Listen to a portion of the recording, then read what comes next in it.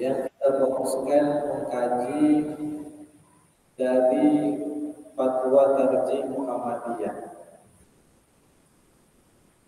Dalam fatwa ini saya ambil dari link Muhammadiyah.id. Disebutkan sekarang persoalan toharoh. Jadi yang pertama sekali berkaitan dengan masalah air. Masalah air, karena air itulah salah satu alat untuk bersuci.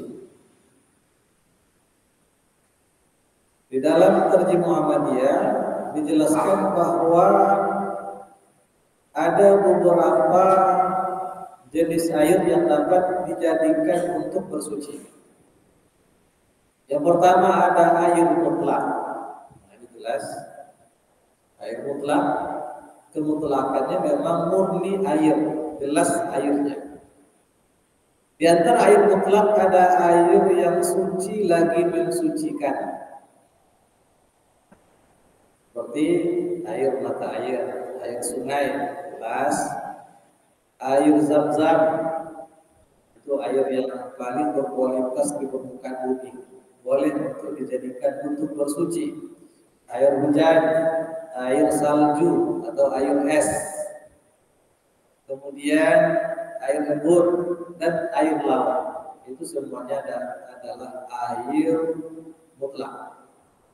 Nanti yang menjadi kata kunci untuk bolehnya menjadikan air itu sebagai alat untuk bersuci, apakah masih terjaga kemutlakannya atau tidak. Itu yang menjadi patokan. Kemudian yang kedua ada air mustakmal, air yang telah digunakan untuk berwudu atau untuk mandi. Ini banyak perbedaan pendapat ulama. Disebutkan oleh Rusdi dalam kitabnya Hidayatul Mustahid, ada yang tidak membolehkan air mustakmal itu untuk dijadikan bersuci, ada yang membolehkan. Sekarang pendapat yang dipilih oleh ulama tarjih kita, air mustakmal yaitu air yang telah digunakan untuk berwudu atau untuk mandi. Itu namanya air mustakmal. Dan air mustakmal itu masih boleh untuk dijadikan untuk bersuci. Kemudian ada jenis air yang lain. Pertama air mutanajjis, air yang telah bernajis, yang sudah terkena najis, kecuali dalam jumlah yang besar, minimal 2 bulan. Kalau air mutanajjis, kalau masih tetap kemutlakannya tidak berubah daripada tiga hal yang tidak berubah, warnanya, baunya, rasanya, dan dengan syarat dia lebih dari 2 bulan, maka itu boleh untuk dijadikan bersuci. Jadi dalam pendapat Syafi'i itu 2 bulan. Kalau dalam pendapat Abu Hanifah itu sebanyak 500 liter. 500 liter baru banyak. Kalau 500 liter air terkena najis, kemudian masih terjaga 3 sifat tadi, maka dia boleh untuk dijadikan bersuci. Hadisnya ini berdasarkan hadis riwayat Imam At-Tirmizi, An-Nasa'i dan lain-lain. Kemudian yang ketiga, yang berikutnya ada air suci tapi tidak dapat mensucikan. Air kelapa, air teh, kopi, itu tidak mensucikan. Air aqua termasuk tidak? Air aqua ini dalam fatwa tarjih masih boleh untuk dijadikan untuk bersuci. Sebab ini masih namanya air. Tapi kalau segelas kopi, kira-kira masih dinamakan air atau kopi? Kopi, itu sudah berubah. Kalau pergi ke kedai kopi, minta kopi atau minta air campur kopi, namanya sudah kopi. Nah, maka itu sudah tidak bisa dijadikan untuk bersuci. Air teh, air susu, dan semacamnya. Namun air yang bercampur dengan sedikit benda suci lainnya, seperti air yang bercampur dengan sedikit sabun, seperti bercampur dengan sabun, kapur barus atau wewangian, selama tetap terjaga kemutlakannya, maka hukumnya tetap suci. Kalau seketek tidak ada masalah, tercampur sedikit dengan sabun, tapi kemutlakannya masih tetap, maka hukumnya boleh untuk bersuci. Bagaimana dengan air sungai Kampar?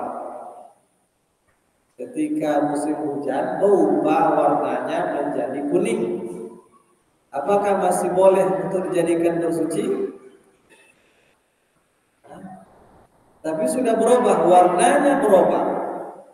Sudah bercampur dengan tanah, bercampur dengan lumpur, airnya mengalir.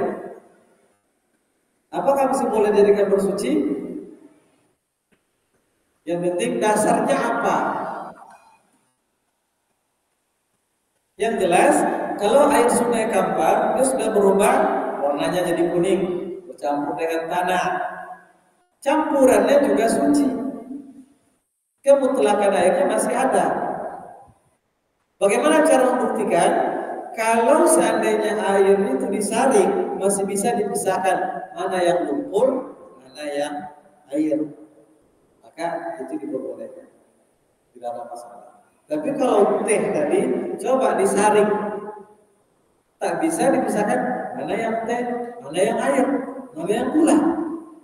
Maka itu tidak lagi berada pada kesuciannya, tidak bisa dijadikan untuk bersuci. Sekarang pembahasan berikutnya, najis dan hadas. Najis itu adalah segala kotoran seperti tinja, kencing, darah, darah yang mengalir. Itu dihukumi najis. Termasuk nanah, itu adalah najis. Daging babi, najis. Bangkai, najis. Kemudian kecuali bangkai ikan. Bangkai ikan itu tidak dihukumi kecuali bangkai ikan, belalang dan sejenisnya. Liur anjing itu adalah najis. Liurnya, menurut kebanyakan ulama. Beda dengan pendapat Imam Malik. Tapi ulama tarjih memilih liur anjing itu adalah najis. Tapi jangan heran nanti ketika berada di luar negeri, di situ mazhabnya Maliki. Bagi mereka, liur anjing itu tidak najis. Kalau kita tersentuh oleh liur anjing, maka kita tidak dikatakan kena najis. Kalau hewan buruan, kita melepaskan anjing buruan, dibaca saat melepaskan basmalah. Kemudian dia anjing yang kita lepaskan ini datang kembali kepada kita membawa hasil buruannya. Apakah bekas gigitan dari anjing itu boleh langsung dimakan atau dibersihkan atau dibuang? Jangan heran. Dalam mazhab Maliki, bekas gigitan anjing itu tidak najis, boleh langsung untuk dimakan. Boleh untuk dimakan. Tapi dalam mazhab Imam Syafi'i tak boleh, dia adalah najis. Maka berbeda nanti antara najis babi dan anjing dalam mazhab Maliki dengan mazhab Imam Syafi'i. Yang jelas ulama tarjih kita memilih anjing liur anjing itu bagian daripada najis. Apalagi yang najis? Mazi. Mazi itu itu air yang berwarna putih yang keluar dari kemaluan laki-laki yang biasanya karena munculnya syahwat, tapi bukan karena hubungan suami istri. Itu namanya mazi. Dia najis, mesti dibersihkan. mesti dibersihkan. Tempat keluarnya dibersihkan, kemudian semua benda pakaian dikenai harus dibersihkan. Karena dia najis. Beda kalau dengan mani. Mani itu dia tidak najis. Sperma laki-laki. Kalau dia mengenai pakaian, maka cara membersihkannya, kalau dia masih basah, boleh dengan cara memercikkan air. Nah, memercikkan air ini seperti yang dilakukan oleh Aisyah. Tapi kalau dia sudah kering, boleh dengan dikikis saja. Itu kalau mandi. Tapi kalau masih, pasti dibersihkan. Karena dia najis. Sementara mandi tidak. Ada satu lagi, ada masih, kemudian ada wadi. Wadi juga hampir mirip dengan mazi yang keluar dari kemaluan laki-laki, tapi sebabnya berbeda. Kalau mazi itu mungkin disebabkan karena munculnya syahwat, tapi kalau wadi mungkin karena kelelahan, kerja berat, dan dia keluar cairan dari kemaluannya. Itu juga najis, mesti dibersihkan baru sah untuk berwudu. Kemudian inilah yang kemudian dikenal dengan istilah najis hakiki. Artinya ain benda itu adalah najis. Jadi banyak itu, diantaranya tadi ada kotoran, tinja, kencing, darah, daging babi, air liur anjing, bangkai, kemudian mazi, kemudian wadi, dan semacamnya. Yang semua ini adalah disebut dengan najis hakiki. Najis yang sebenarnya hakikat hak. Zatnya itu adalah najis. Kalau najis mengenai badan kita, apakah wudu batal? Jadi dulu kita sampaikan. Setelah berwudu dari WC, ketika saat masuk ke dalam masjid, tiba-tiba kaki kita terinjak tinja atau tai ayam. Apakah wudu batal? Wudu tak batal. Tapi najis itu mesti dibersihkan. Kalau mengenai kaki, bersihkan kaki. Kalau mengenai pakaian, bersihkan pakaian. Sehingga tidak ada najis. Tapi wudu tidak perlu diulang. Karena dia tidak membatalkan wudu. Itu najis. Kemudian hadas.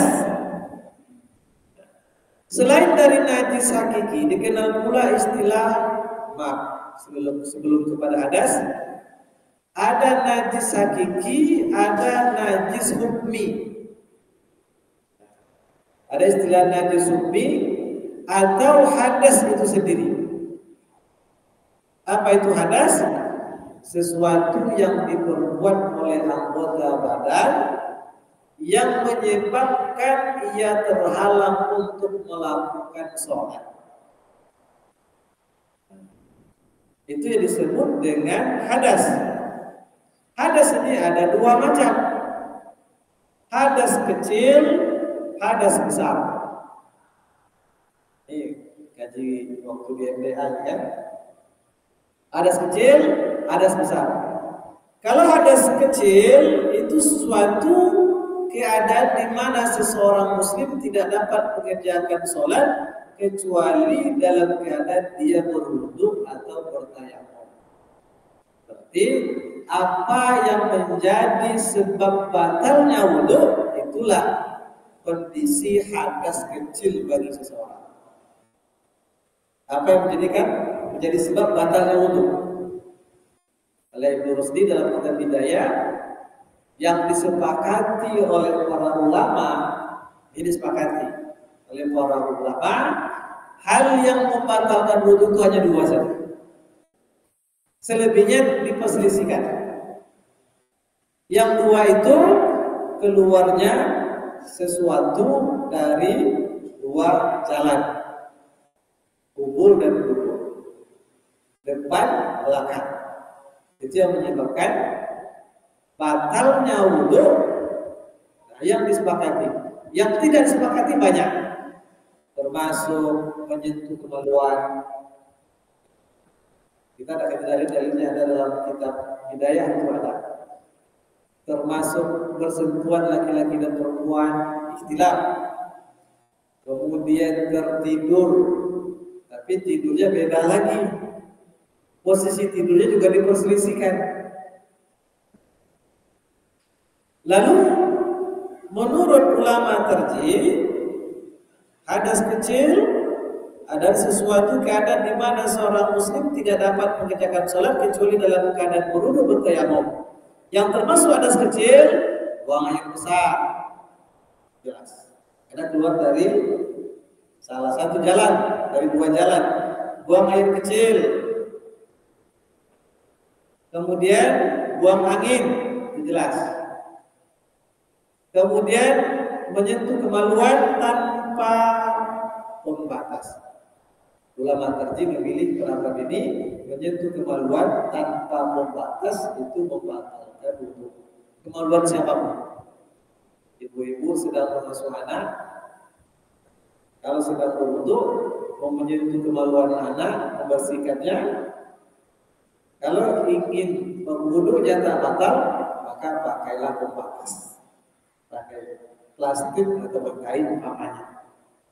Yang penting menyentuh secara langsung itu oleh ulama tarjih termasuk yang membatalkan wudu. Ia akan berhadas. Kemudian tidur nyenyak. Tidur nyenyak. Tapi tidurnya yang dimaksud yang membatalkan wudunya, ulama tadi memilih kalau dalam posisi berbaring. Kalau tidurnya dalam posisi duduk, yang dimana bagian bawah, bagian pantatnya ini itu menghadap ke bawah, yang tidak akan menimbulkan bisa keluar angin, maka itu tidak membatalkan. Tapi kalau tidurnya dalam keadaan berbaring, yang di situ dikhawatirkan atau ada kemungkinan akan keluar angin, maka itu membatalkan wudu. Itu pendapat ini. Tapi kalau duduknya, tidurnya dalam keadaan duduk seperti ini, kan ada orang tidurnya begini kan? Tidak memperhatikan apakah tidurnya dalam bokowo atau enggak. Tapi posisinya dalam keadaan duduk, yang mana tempat keluarnya atau dua jalur tadi tak mungkin terbuka dan tak mungkin keluar angin. Maka dalam proses seperti ini itu tidak membatalkan wudu. Walaupun sebagian ulama mengatakan membatalkan, tapi pendapat yang dipilih oleh ulama tersebut tidak membatalkan wudu. Nah, itu yang menjadi hadas kecil.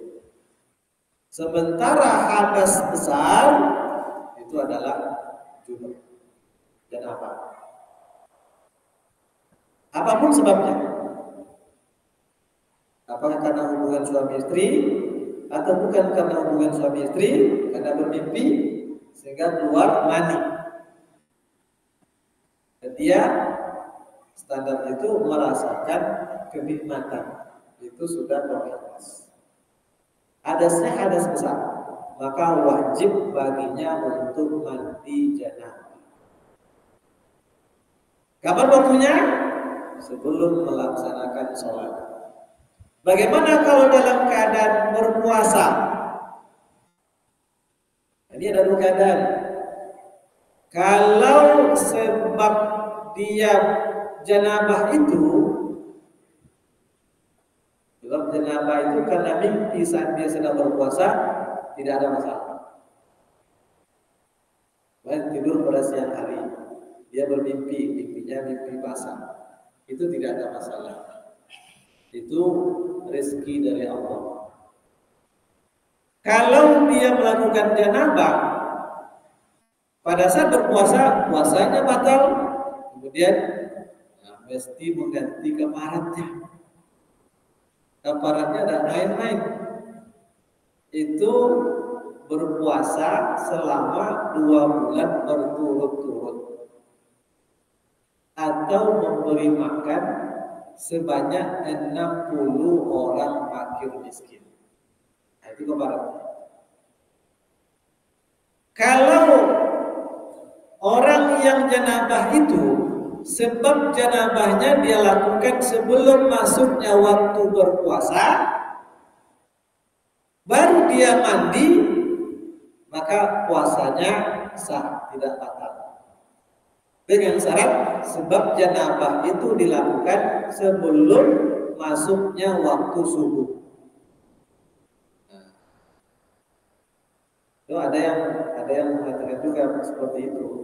Tapi ini ditegaskan oleh Aisyah radhiyallahu anha. Karena Abu Hurairah meriwayatkan sebuah hadis dari Rasul sallallahu alaihi wasallam bahwa dalam riwayat Abu Hurairah Rasulullah mengatakan orang yang saat masuknya waktu subuh masih dalam keadaan janabah, maka tidak ada puasa baginya hari itu. Aisyah mengatakan Rasul sallallahu alaihi wasallam itu mandi janabahnya setelah masuk waktu subuh dan dia berpuasa. Ini dikaji dalam kajian hadis-hadis mukhtalif. Termasuk oleh Imam Syafi'i menyebutkan 2 hadis ini dalam kitab hadis mukhtalifnya. Lalu bagaimana cara penyelesaiannya? Itu dilakukan tarjih. Bagaimana tarjihnya? Hadis riwayat Abu Hurairah yang menyebutkan tidak sah puasa orang yang saat masuknya waktu subuh masih dalam keadaan janabah, itu dikatakan tidak kuat atau marju. Apa sebab? Karena dari Aisyah mengatakan Rasulullah mandinya setelah masuknya waktu subuh. Karena persoalan mandi itu, janabah itu adalah persoalan pribadi antara Abu Hurairah sebagai perawi hadis dengan Aisyah juga sebagai perawi hadis. Mana yang lebih mengetahui urusan pribadi Nabi? Apakah Aisyah atau Abu Hurairah?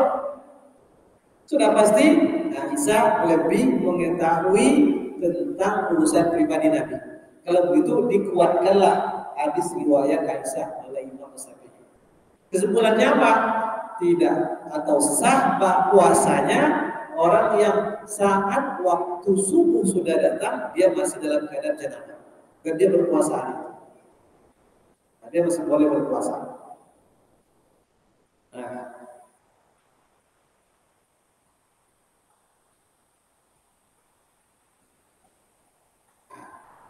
jadi itu hadas besar. Ada karena janabah, karena haid atau nifas. Itu menyebabkan hadas besar. Wajib mandi kalau hendak melaksanakan sholat. Tapi wajib mandi juga ada juga yang lain. Seperti orang yang masuk Islam. Itu wajib. Kemudian ada lagi mandi sunah. Orang yang pulang dari mengantarkan jenazah ke kuburan itu disunahkan mandi. Walaupun sebagian ada yang mengatakan wajib mandi, tapi pendapat yang dipilih oleh ulama kita mandi sepulang dari mengantarkan jenazah ke kuburan hukumnya hanya sunnah. Tidak sampai pada level wajib, tapi hukumnya sunnah.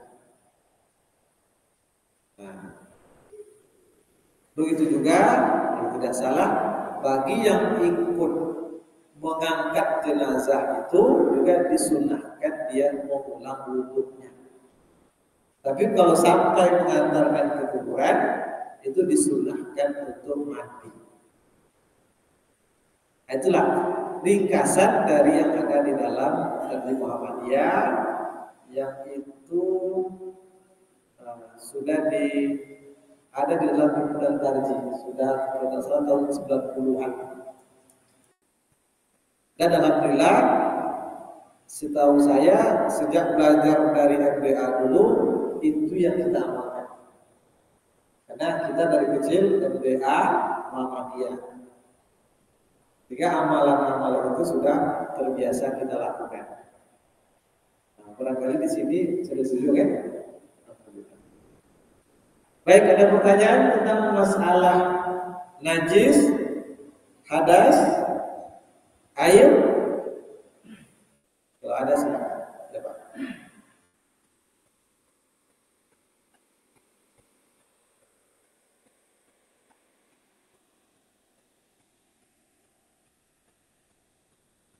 Itu yang disebut dengan air mustakmal. Air mustakmal itu air yang sudah dipakai untuk berwudu ataupun untuk mandi. Dalilnya memang tidak disebut di dalam tarjih, dalam buku tarjih, karena tarjih kan agak ringkasannya. Di antara dalilnya itu Rasulullah kadang juga memakai bekas air yang ada di jenggotnya untuk menyempurnakan membasuh anggota wudhu yang lain. Kalau yang tidak berjenggot tentu tidak ada sisa airnya.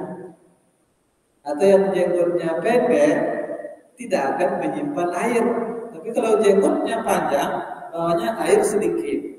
Kemudian sudah membasuh wajah, tentu dia tersimpan sebagian kecil di jenggotnya. Kalau air kurang, boleh ambil air di jenggot kemudian untuk menyempurnakan membasahi anggota wudhu yang lain. Kemudian saya juga pernah membaca, kalau tidak salah, Rasulullah juga pernah mandi dari bekas mandinya Aisyah. Berarti itu air mustakmal. Air mustakmal.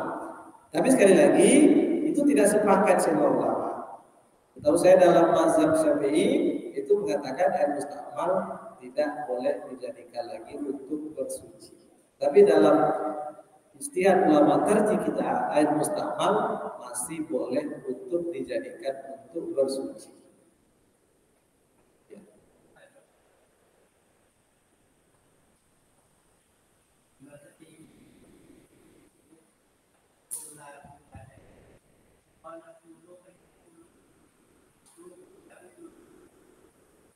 Oh ya, saya lupa ukurannya itu. Kalau Imam Abu Hanifah itu diriwayatkan dia lebih kurang sama 500 liter. 500 liter. Kira-kira berapa ukuran perseginya? Hah? Panjang semeter, lebar semeter, tinggi semeter. Itu 500. Cukup ya? Hah? Itu berapa ya? Hah? 1000 liter. Nah, dia 500 liter. Tapi juga disebutkan dalam mazhab Hanafi juga salah satu cara mengukurnya kita berada di tepi bola sebelah sini, tepuk airnya. Kalau gerak ombak air itu sampai ke batas sebelah, itu belum cukup. Tapi kalau kita gelombang air tidak sampai ke batas sebelah, itu sudah cukup. Kalau Imam Syafi'i 2 kulah itu. Kalau Abu Hanifah cuma sekuat-kuatnya. Air tenang sekuat apapun juga tidak akan banyak. Jadi ditepuk, dipukul, lihat sampai tidak riaknya ke tepi sebelah sisi yang lain, yang berlainan arah itu. Kalau sampai berarti belum. Orang itu kira-kira. Kita jangan, ayo. Baik. Ada lagi? Ya, silakan. Ya.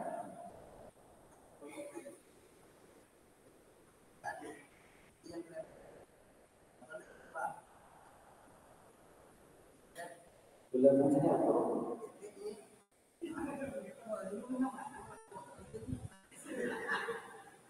Yang namanya buang angin kentut itu kecil besar membatalkan.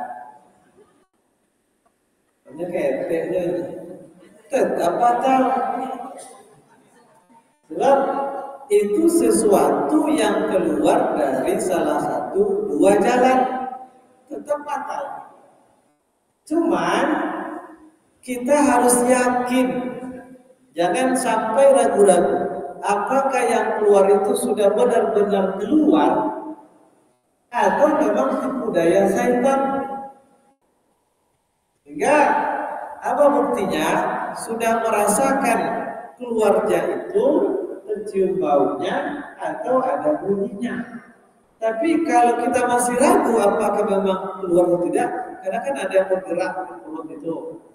Nah, sehingga kita ragu, itu tidak membatalkan wudu. Artinya keraguan-raguan tidak membatalkan yang sudah kita yakini. Sebab ada orang yang dihinggapi penyakit was-was. Itu gangguan syaitan terhadap jiwanya. Orang seperti ini, apa obatnya? Pertama harus berilmu tentang dalam keadaan seperti apa biasa dia was-was. Kalau berkaitan dengan masalah wudu, mesti berilmu betul tentang masalah wudu. Hal-hal yang membatalkan wudu. Ada orang yang maaf begitu mudah keluar angin, wudu sekali, barulah mau masuk masjid 2-3 langkah batal lagi. Udah kebiasaan begitu. Wudu lagi, nanti sudah belum sampai ke sana sudah keluar angin lagi. Itu penyakit.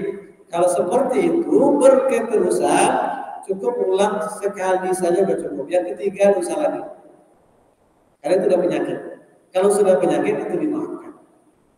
Begitu juga kalau keluar dari depan, dari kemaluan. Ya ada orang yang sakit. Lalu kan lalamu dipakai. Nah, tentu kan tidak seperti barang baru. Sudah tidak begitu kuat menahan untuk keluarnya pipis. Nah, maka saat mau sholat berwudu bersihkan dulu. Lalu sejauh mana bisanya? Kalau masih mungkin untuk dia batal, dia baru masuk masjid batal, belum lagi iqamah batal, ulang lagi. Setelah itu masuklah ke masjid. Kalau masih batal juga, kalau memang kebiasaan seperti itu, maka lanjutkan sholat. Tapi kalau memang cuma sekali-sekali, nah tetap ulang dulu. Kalau cuma sekali itu bukan penyakit. Apa dalilnya? Islam ini bukan agama yang menyusahkan, tapi memberikan kemudahan. Kalau seandainya tetap diwajibkan juga harus wudu lagi, masuk batal wudu lagi, masuk batal wudu lagi, sehingga tak sempat sholat berjamaah. Itu menyulitkan. Tidak seperti itu. Itu kan sesuatu yang menyulitkan, itu bukan prinsip Islam. Islam itu berprinsip memudahkan. Suatu kali ada seorang sahabat dalam perjalanan perang. Lalu dia terkena oleh batu dan mengalami luka yang parah. Pada tengah malam dia bermimpi, mimpinya mimpi basah. Lalu dia bertanya kepada sahabat, apakah tidak ada keringanan bagi saya ini untuk tidak mandi, cukup berwudu saja? Kata sahabat, kami tak tahu ada keringanan bagimu, tidak ada. Maka dia paksakan dirinya untuk mandi tengah malam itu. Padahal dia dalam keadaan luka. Kalau keadaan luka, darah sudah banyak keluar, tentu fisiknya menjadi lemah. Apa yang terjadi? Setelah dia mandi, dia meninggal dunia. Maka mereka laporkan kepada Nabi, lalu Nabi menegaskan, yang memberikan fatwa supaya dia mandi tadi itu sama artinya telah membunuh. Kalau tidak tahu jangan sembarang berfatwa, itu bahaya. Hanya mending kalau sahabat tadi, kata Nabi, yang mengatakan menyuruh mandi tadi berarti sahabat yang membunuh saudara. Bahaya. Jadi fasalu ahla zikri in kuntum la ta'lamun. Kalau tak tahu tentang hukum suatu masalah, tanya orang yang berilmu. Jangan sembarangan tanya. Sebab masalah agama ini bukan masalah ringan.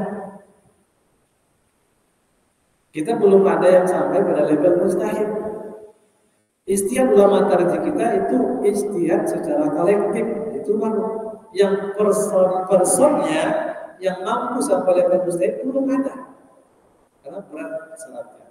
Imam Syafi'i itu mustahil mutlak level 1. Dalam pelajaran usul fikih kita kenal mustahil itu ada 5 tingkatan. 5 tingkatan.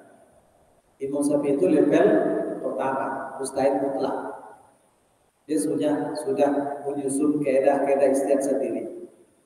Imam Abu Hanifah juga begitu. Imam Malik juga begitu. Itu mustahil mutlak. Imam An-Nawawi itu juga mustahil mazhab tapi level kelima. Dia kan Imam Nawawi. Begitu luar biasa ilmunya, karyanya dipakai orang hampir di seluruh dunia Islam ini. Riyadhus Shalihinnya dibaca orang, jadi panutan orang, jadi panduan. Itu level ijtihadnya mustahilnya itu level yang kelima, yang paling bawah sekali. Apalagi orang sekarang.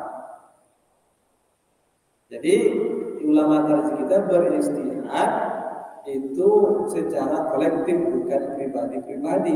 Semua ilmu secara kolektif, seluruh ulama Muhammadiyah yang ada di Indonesia ini berkumpul untuk membahas suatu masalah. Semua informasi dikumpul, semua ulama berkumpul, bermusyawarah, lalu dikeluarkanlah ijtihad kolektif.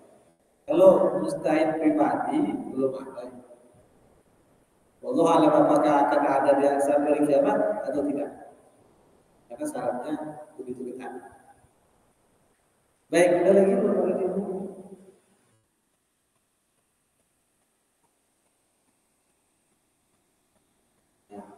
Kalau tidak kita lanjutkan sedikit.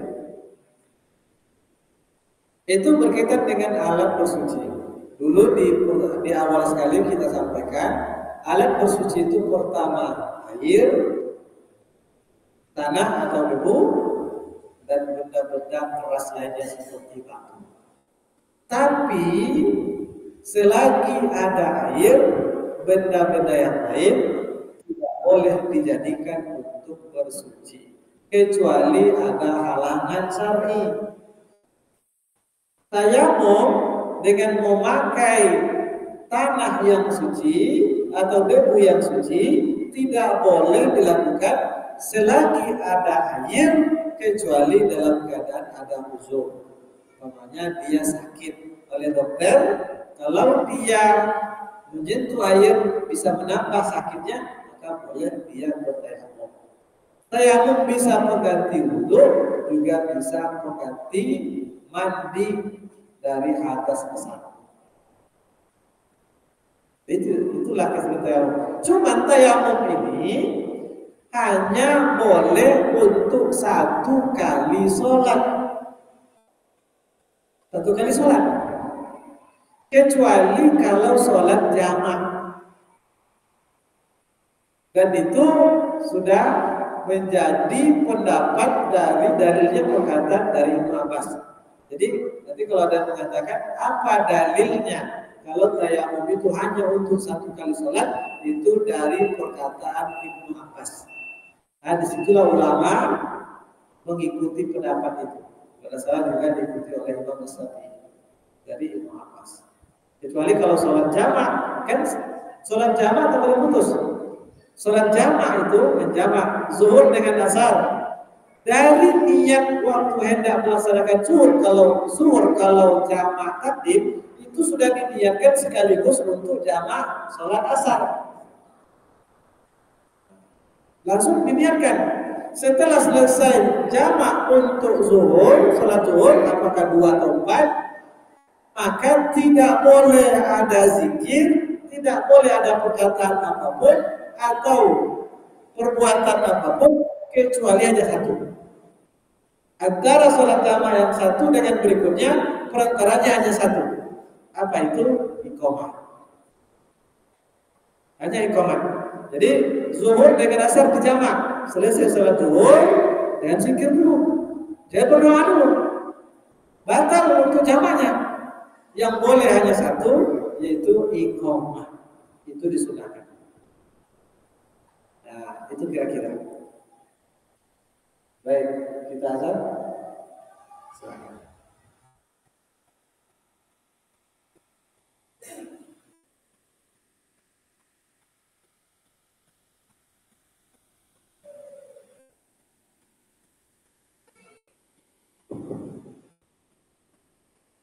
Allah